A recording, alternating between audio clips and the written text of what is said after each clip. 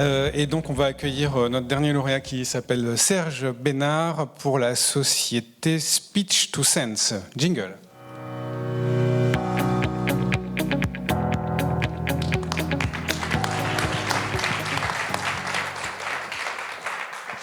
Bonsoir. Bonsoir, je pense que là maintenant vous pouvez retirer le masque, ça sera plus sympa pour tout le monde. Donc vous êtes donc l'heureux patron de la société Speech to Sense avec votre associé Philippe Miekaz. C'est bien ça. Malheureusement n'est pas là ce soir, je crois que vous nous expliquerez pourquoi tout à l'heure. Vous êtes chimiste de formation, mais finalement ce que vous allez nous présenter n'a rien à voir avec cet univers-là.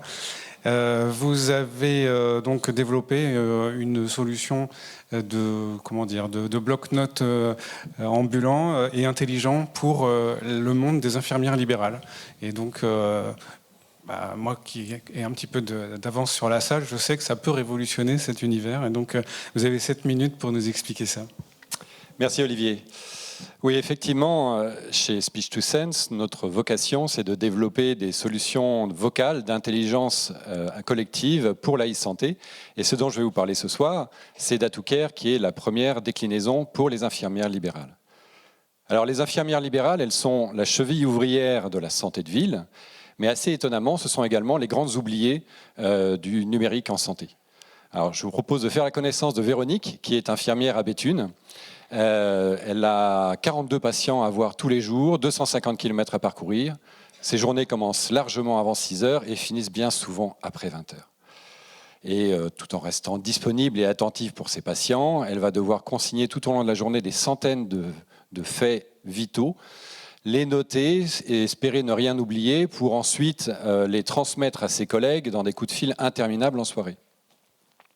Alors, ce qui n'arrange rien, c'est que Véronique et ses collègues utilisent encore largement le papier et le crayon, ce qui a beau être pratique, mais aussi engendre tout un tas de risques de perte et de dégradation. En fait, ce qu'il faut pour Véronique, c'est un outil moderne, efficace, pratique, qui lui permette de faire toutes ces consignations tout en restant concentré sur la relation de soins. Eh bien, cet outil, il existe. C'est DatoCare, le premier assistant vocal pour les infirmières libérales. DatoCare va remplacer le papier par des notes vocales prises à chaud et va se charger de les transcrire intelligemment et de les ranger au bon endroit. Donc revenons à Véronique qui utilise maintenant DatoCare. 6h50 le matin, elle arrive chez sa patiente qui est diabétique. Elle va mesurer sa glycémie, injecter de l'insuline. Elle va un peu plus tard mesurer sa tension. Et tout en dialoguant avec sa patiente, elle va dicter à l'application toutes ces observations sans utiliser un formalisme particulier.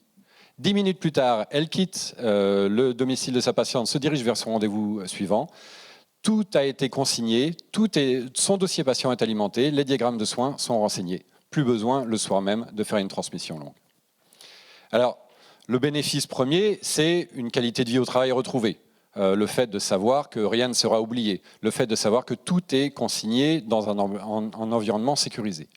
Mais le plus important, c'est qu'à la fin de la journée, elle va avoir gagné 1h12. On a mesuré auprès de 200 infirmières un gain de 1h12 par jour. Je dis bien par jour, ce qui représente à la fin d'une semaine l'équivalent d'une journée de travail salarié moyenne. Alors, comment on est arrivé à cela? On a marié une reconnaissance vocale de pointe qui tient compte du jargon, qui connaît les noms propres. On l'a associé à une intelligence artificielle qui va comprendre les verbatims, extraire les informations importantes pour ensuite alimenter un dossier patient sécurisé qui sera partagé au sein de toute l'équipe de soins. Cet outil, c'est également le résultat de 18 mois de co-création avec, là encore, 200 infirmières, un ergonome, un designer, de façon à avoir un outil qui corresponde exactement aux besoins des infirmières au quotidien. Nous avons lancé DatoCare commercialement il y a un peu plus de 5 mois, et regardez le résultat, il est éloquent. 300 téléchargements à jour, et aujourd'hui, 18% des utilisateurs qui ont commencé à utiliser l'application en mode gratuit sont passés en mode payant. Mais ce qui est surtout le plus gratifiant, c'est le fait que ces utilisateurs sont enchantés et ils deviennent nos premiers ambassadeurs. Alors, d'autres professionnels de santé, au-delà des infirmières libérales, qui sont 130 000 en France, donc d'autres professionnels de santé ont déjà commencé à utiliser AtoCare. Mais au-delà de ça, des maisons de santé pluridisciplinaires, des MSP, des établissements médico-sociaux ont déjà commencé à adopter également notre outil. Ce qui fait qu'au sein du marché total français de la e-santé, notre marché accessible correspond à tout ce qui concerne la dématérialisation et la coordination, ce qui porte ce marché à 5 milliards d'euros à l'horizon de 5 ans. Alors, comment nous allons aborder ce marché ? Eh bien, il y a deux verticales. Je vous ai parlé à l'instant d'AtoCare, qui est notre application à destination des infirmières, qui est commercialisée sur les stores à 29,99 € par mois par infirmière. Mais le bénéfice d'avoir lancé déjà et d'avoir des premiers succès, c'est qu'on a installé dans le marché la pertinence du vocal dans tout ce qui est reporting de la e-santé. Et donc aujourd'hui, nous sommes très très bien placés pour devenir l'interlocuteur privilégié de tous les autres éditeurs de solutions de santé, que ce soit des éditeurs de commercialisation, de gestion de cabinet ou de partage d'informations de soins, pour intégrer notre technologie dedans. Et d'ailleurs, on a déjà 2 contacts concrets. Tout ça nous permet de nous projeter et de viser un chiffre d'affaires de près de 5 millions d'euros en 2024, après avoir atteint l'équilibre en 2023. 2022 va être une année clé, c'est l'année du Ségur de la santé et du plan Ma Santé 2022, dans lequel tous les professionnels de santé seront tenus d'utiliser des outils numériques qui seront sécurisés et validés par l'ANS, ce qui sera bien évidemment le cas d'AtoCare. Donc pour cela, nous levons des fonds, nous levons 600 000 €, dont 250 000 en equity. Le reste sera couvert par des obligations convertibles de la BPI et une dette bancaire. Et nous utiliserons ces sommes pour principalement recruter 8 talents, ne serait-ce que sur l'année prochaine, pour que ce soit à la fois en commercial et en technique. Lancer une campagne de communication et de relations publiques pour faire encore plus savoir à propos de notre solution et renforcer et prévoir les prochaines versions de notre intelligence artificielle avec l'arrivée d'un docteur en traitement du langage naturel dans notre équipe. Le projet est mature, dirigé par 2 cofondateurs qui cumulent une expérience professionnelle de 55 ans, mais surtout qui sont amis depuis plus de 25 ans. Philippe, mon associé, qui est fonceur, souriant, qui se charge du commercial, de la communication et des opérations, et moi-même qui me charge de la R&D et de tout ce qui concerne la technique. Je profite pour dire que Philippe aurait adoré être là ce soir pour vous rencontrer. Malheureusement, il est retenu à Paris pour recevoir des mains du conseiller numérique du président de la République le prix des talents de la e-santé. Bon. En résumé, si vous aussi vous voulez aider Véronique à mieux vivre sa passion et à contribuer ainsi à une meilleure santé pour nous tous, rejoignez le board de Speech2Sense. Nous cherchons des investisseurs visionnaires et engagés pour ainsi contribuer à une meilleure santé pour nous tous. Merci. Bravo.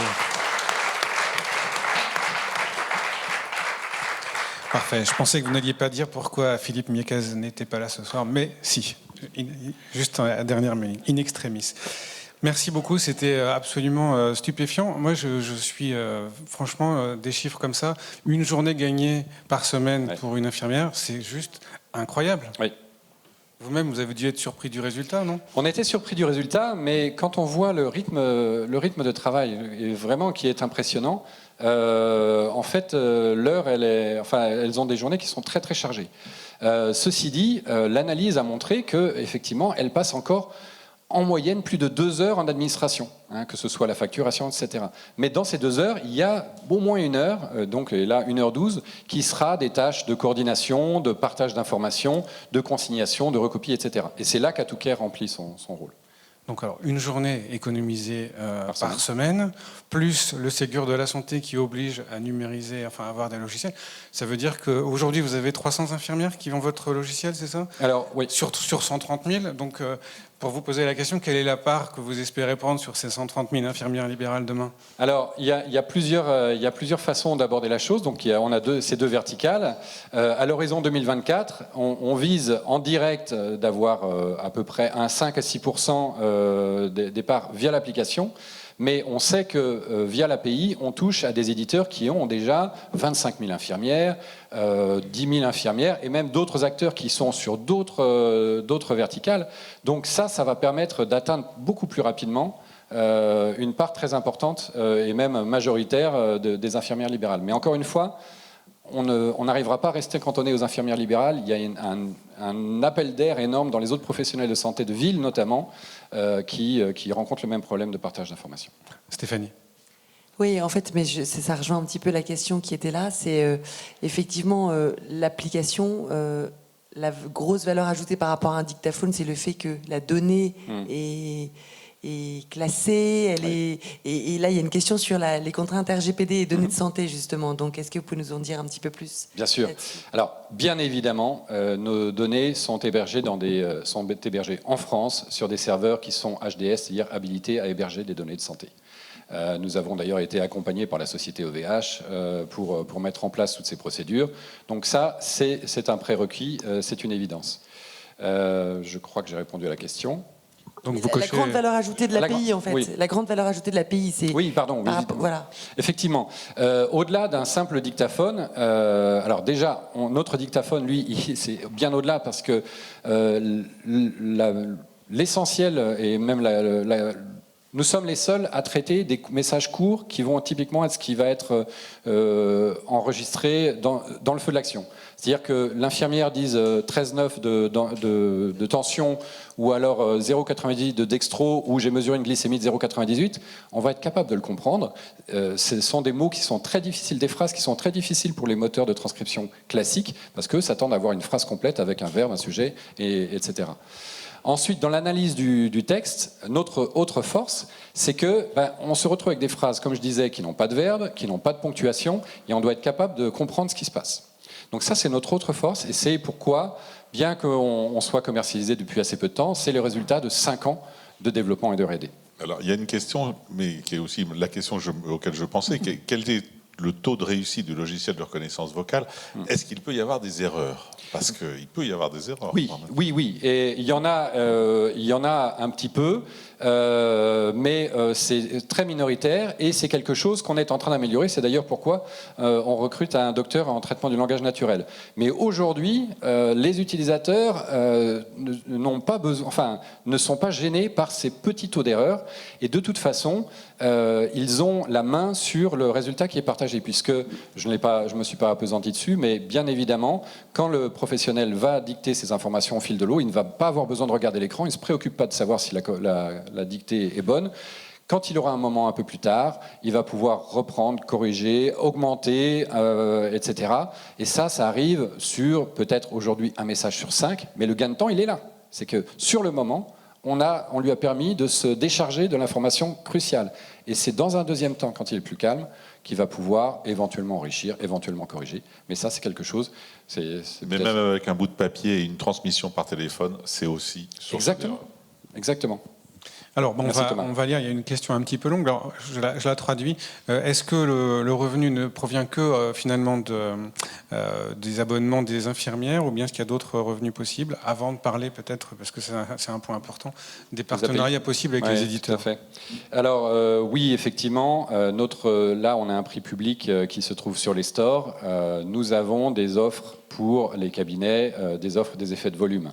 Les stores ont cette particularité de demander aujourd'hui des commissions assez importantes sur Apple et Google, en traitant justement sur des effets de volume et en direct, ou via des solutions de facturation qui sont beaucoup plus légères, on arrive à faire des offres qui sont beaucoup plus intéressantes, tout en maintenant une marge correcte. Alors, est-ce que ce produit est strictement fait pour le marché français ou est-ce qu'il est possible, par exemple, d'aller chercher au moins, dans un premier temps, les marchés francophones? Oui. Alors, on a déjà des contacts outre-Quévin. Donc, c'est parti. Alors, il y a toujours une question de réglementation. Ceci dit, la réglementation française étant déjà très, très stricte, c'est assez facile de convertir dans d'autres pays. Mais oui, ça a déjà commencé. Et peut-être que j'anticipe la question, mais le français est un des langages qui sont assez difficiles pour tout ce qui est transcription et compréhension du langage naturel par des ordinateurs, des algorithmes. Donc à partir du moment où on aura fait ça, ça sera très facile d'aller vers d'autres langues. Alors attendez, juste au moment où je voulais poser la question, elle m'échappe, ça tombe très bien. Il y a déjà le marché des infirmières, mais je pense qu'il y a plein de professions médicales finalement qui peuvent être intéressées par ce projet. Je pense aux radiologues peut-être ou... Les ophtalmologues, ophtalmologistes. Oui, tout à fait. Alors, en fait, nous, on est vraiment un outil de coordination qui va permettre à tout un tas de professionnels de se parler entre eux et d'échanger des informations d'une manière très légère. Et comme c'est très facile, les dossiers seront mieux remplis et ils seront plus complets et ils seront plus faciles à analyser. D'autant que, et j'ajoute, c'était pas dans la question, on a prévu un module de synthèse, pour synthétiser et pour résumer toutes ces informations qui vont permettre d'avoir une vue d'ensemble qui sera rédigée par un algorithme et qui permettra d'avoir une information synthétique pour chacun des praticiens. Moi, pour terminer, parce qu'on a déjà pratiquement fini, mais je voudrais revenir au business plan tout à l'heure qui a été présenté. Je crois qu'on approchait les 5 millions d'euros. Oui. Alors, c'était un business plan qui était fondé uniquement sur la partie abonnement des infirmières, ou ça tenait compte, par exemple, des partenariats possibles avec les éditeurs? Non. On tient compte des partenariats puisqu'on a déjà été approché, on est déjà en contact avec des éditeurs majeurs. Il n'y a pas de raison que ça s'arrête là puisque ça fait juste un mois qu'on a commencé. Et comme je disais, on est leader sur cette technologie et sur ce marché. Donc oui, là-dedans, les ventes en deuxième année, c'est principalement des API et ensuite de nouveau, ça s'équilibre avec l'application. Donc on peut imaginer une progression qui poursuivra, parce que là on a vu, je crois, 2024. Oui, tout à fait. Après 2025, ça sortait du graphique. Bon. Je voudrais en profiter pour finir. Pour terminer, remercier Investinov évidemment, au défi, remercier Euratech qui nous a accompagnés au début, Eurasanté, la BPI, et voilà, et tous les partenaires. L'écosystème est merveilleux dans la région. On a trouvé un soutien énorme, voilà, et on est très heureux de pouvoir y contribuer à notre tour avec notre réussite et renvoyer l'ascenseur. Très bien, un grand merci. Serge Bénard pour Speech to Sense.